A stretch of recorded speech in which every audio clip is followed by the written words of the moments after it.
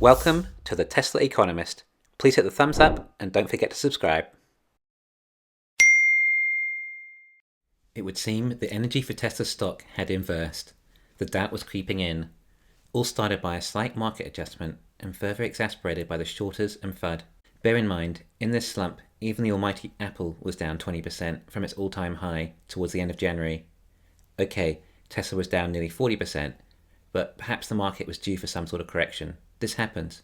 It gets ahead of itself and needs to readjust. But is that the end of the dip? Who can say? Unfortunately, there's a term people like to throw around called a dead cat bouncing, which is when a stock drops, has a brief recovery, and then declines further. So we never know what a stock will do in the short term. On the other hand, I would say that this recovery has meant a lot of shorters have also just recovered their positions. Hence why at this time of the video, Tesla has recovered around 15% and Apple just 4%. But short term doesn't matter unless you're about to sell now. In the long term, your chances of losing on your investment dwindle significantly. Since Tesla's all-time high, there's been no bad news come out about the company. In fact, quite the contrary. It looks like they've announced a new factory in the UK, which is a decent-sized car market, with reasonably wealthy citizens, and good human capital experienced in car manufacturing. UK offers good incentives for EV company cars, and have very high gas prices. Tesla seem to have secured a solid supply of nickel in New Caledonia, which contains 10% of the world's nickel supply. Cathie Wood from ARK Invest just announced that their new price target for Tesla is significantly higher than the previous. Cathie is Tesla's most famous bull, and her firm ARK Invest likely conducts the most in-depth research on Tesla than anyone else. The Model 3 in Fremont has moved to LFP batteries, increasing the margin significantly. Tesla China's production for February hit over 23,000. Tesla is the number one selling EV in China, even outselling GM's Death Trap, the 4,000 Wuling Hongguang. Not even the tech giants like Google and Facebook were able to crack the Chinese market. FSD subscription model launching in Q2 announced. Investors love subscription models as it provides continual cash flow for a business. It's also a more expensive way of paying for FSD, which means better profits. Tesla are expanding FSD beta to more drivers, likely indicating that FSD is moving along nicely. Model S and X demand is so popular they're opening a second line. The new Cybertruck update will be revealed soon. Bitcoin prices are up significantly since Tesla's $1.5 billion acquisition. Panasonic are going to start Tesla's 4680 production in Giga Nevada in April. And this is just what I can recall off the top of my head. Everything is going well for the company. Yet over this time, the stock price has taken a huge hit. And it's just more difficult to maintain positivity when the market is against you. But the stock price is a distraction. One of my viewers commented that you should delete your trading app from your phone after you buy your stock. And he's right, because you shouldn't be trading. You buy and hold. And make sure you don't have stop losses either. But we are dealing with narratives like Tesla is losing market share in the US. They don't even have the largest market share in Europe.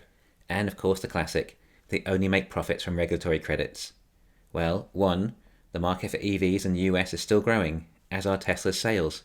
In addition to that, Tesla sales have still grown in the US despite them not being able to sell their Model S and X. Number two, Teslas don't have enough stock in Europe to make enough presence there, but will totally dominate when their Berlin factory is built. And three, Tesla are reinvesting all their profits into growing the business because so many people want their product. Just check this. Used Model 3s from 2019 with over 10,000 miles still selling for more than the new 2021 Model 3s. This is a clear sign of high demand for these vehicles. You now can't get a Model 3 delivered until June in the US.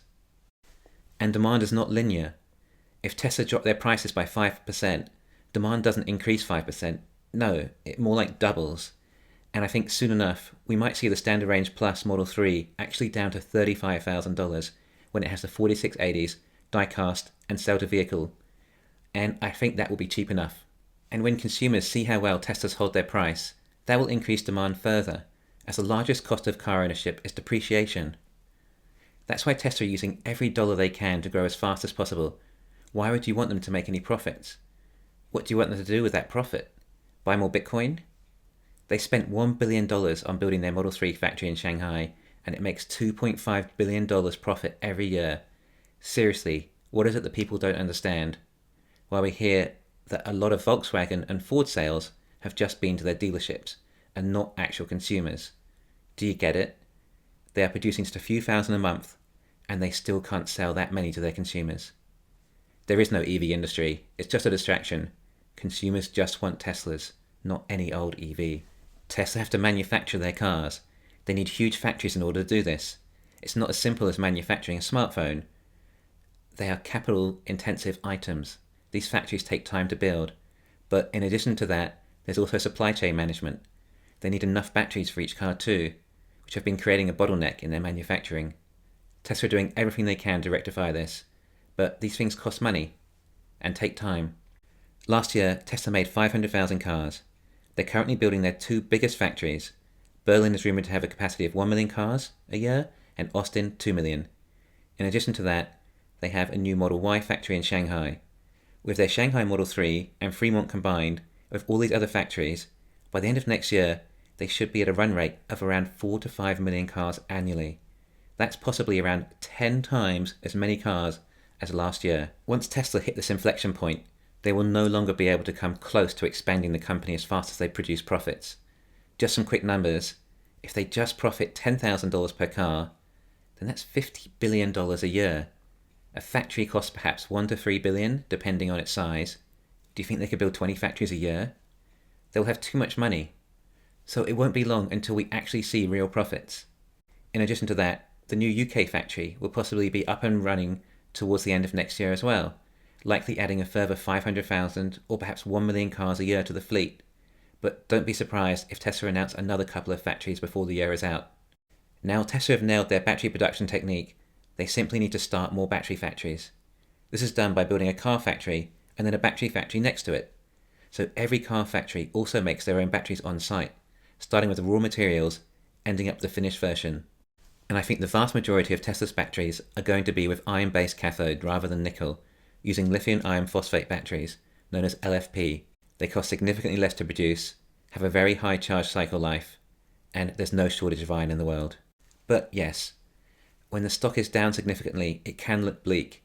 And no, I'm sure you're not about to sell, but you were likely happier when the stock price was in the 800s. And yes, I'm human too. I wasn't too phased when it dipped into the 700s, could handle it in the 600s, but 500s was starting to get a little bit less fun, shall we say. But then equally, I look back about how happy I was when it first went into the 500s. I was elated. My point is, no fundamentals in the company have changed. And in fact, the news is positive. Things are happening. But this is not an overnight business.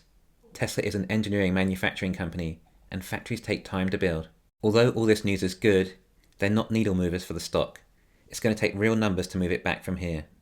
Remember, Tesla is a heavily shorted stock. The shorters have been selling, but seem to have started to cover their positions.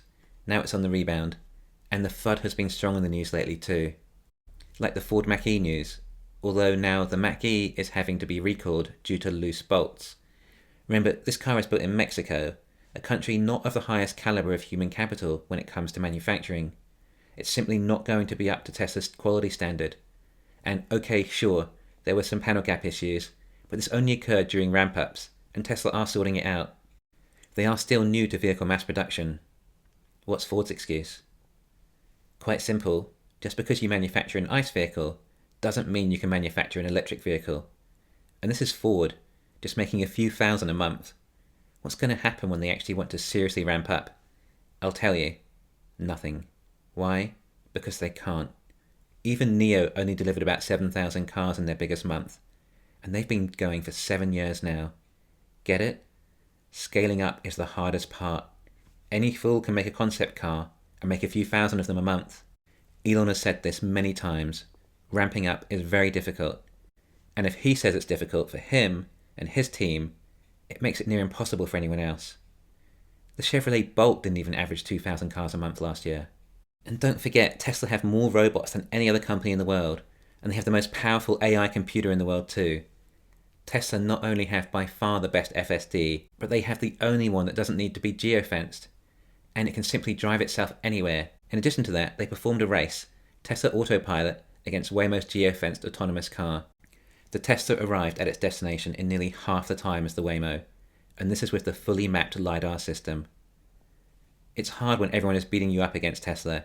It makes you feel down, but you just need to be strong, reinforce and remind yourself just how truly fantastic this company was. You had no problem doing it when it was $800 a share. Nothing's changed. This is what makes you a good investor, staying positive through the hard times. Last time it dipped like this, I was actually holding 3 options contracts. It dropped from about 310, eventually to 180. This was pre-split. I hung in there, and it recovered. And the recovery didn't stop, although my options were a write-off.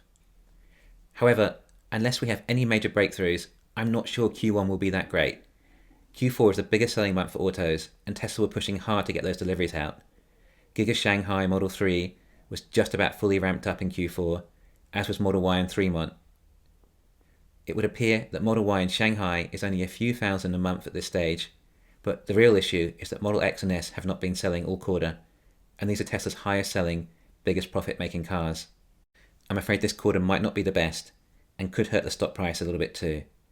In addition to that, the current economic environment is very unpredictable, so hang in through these results. They may not be good, but there could always be some good news on the earnings calls. But bear in mind, Q4 2020 was an average for the whole quarter, and Model 3 China and Model Y Fremont weren't fully ramped up at the start of it. Q2 will be better, with the new Model S and X, which should be selling very well, and have an even better profit margin than the previous versions. Model Y Shanghai will be doing much better by then too, so I would expect record deliveries in Q2, perhaps close to 250,000, but that's hard to predict so far out. But bear in mind, if they are at 250,000 at that stage, and Tesla still have Berlin and Texas coming online, then there's a really good chance of breaking 1 million cars for the year, which is 100% growth from last year. From there, I really think we could actually see over 3 million next year, which is 200% growth, despite Elon setting 50% growth targets. Now, that will make the stock price move seriously. So I'm just trying to keep you positive through the bad times, but still prepare you for things that could possibly not improve anytime that soon. I wish the stock price was always high and we could just talk about the good times, but in investing, the stock doesn't always go up all the time, I'm afraid. Please hit the thumbs up and don't forget to subscribe.